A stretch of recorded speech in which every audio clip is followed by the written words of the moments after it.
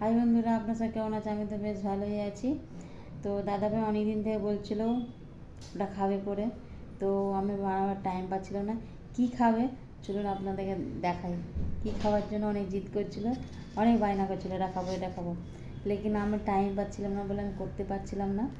তো আজ ঘরে ছিলাম, টাইমও ছিল, তো চলো আজ ওর আবদারটা মিটাই।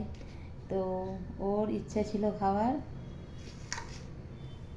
এই যে ভাজি পিঠে।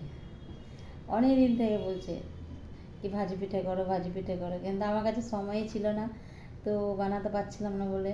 তা আজ সময় ছিল, তো আজকে তো বানাই, কেন অনেকদিন বেচারা বলছিল খাবো খাবো, তো আজকে বানালাম এই যে ভাজি পিঠে।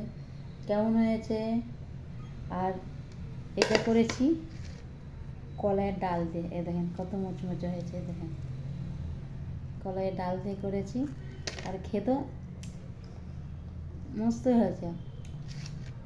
তো কার কার ভালো লাগে ভাজি পিঠে চলে আসুন খেতে, আর ভালো লাগলে আমার পাশে থাকে, ঠিক আছে? চলুন, গুড নাইট।